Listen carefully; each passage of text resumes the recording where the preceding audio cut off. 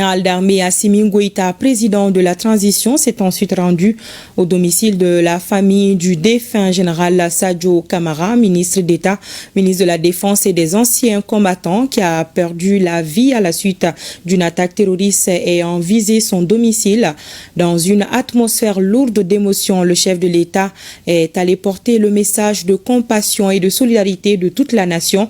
Il a salué la mémoire d'un homme engagé au service du Mali. Face à la douleur, le président Goïta a tenu à rassurer la mère du défunt Yougoudou Damba de l'entière disponibilité et du soutien indéfectible de la nation en ces moments de preuve. Nous retrouvons Garibou Pérou et Demba Wana. À Malibougou 2, le silence avait un poids particulier. Dans la cour de la famille du défunt général Camara, ministre de la Défense et des anciens combattants, les regards étaient tragiques, les voix étouffées.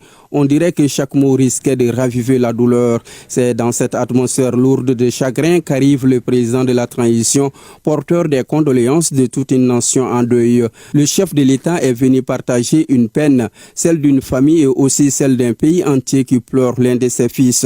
Dans le salon familial, le temps est suspendu. Assise en dépit de la douleur qui creusait son visage, Yougoudou Damba attendait. Elle n'attendait plus le général Camara, mais elle attendait celui qui venait au nom de tous, le président Goïta. Lorsque leurs mains se sont rejointes, le geste s'est prolongé. Dans ce serment silencieux, il y avait toute la détresse d'une mère et aussi un trait d'espérance. Le président Goïta, visiblement ému, a parlé de la nation reconnaissante, du sacrifice, du devoir accompli. Et surtout, il a parlé à une mère. À travers Yougoudou Damba, c'est à toute la famille qu'il a adressé un message de solidarité et de soutien indéfectible.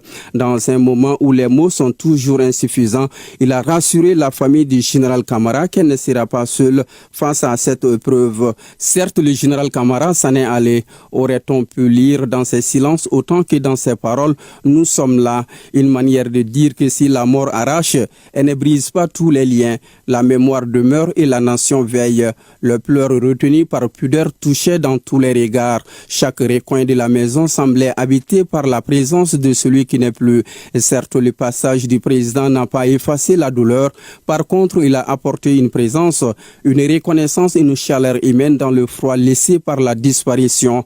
Et parfois, dans l'obscurité du deuil, cela suffit à maintenir debout. Les funérailles du général Camara, prévues pour jeudi prochain, s'annoncent comme un moment de recueillement national, un dernier hommage, une ultime prière, un adieu chargé de reconnaissance.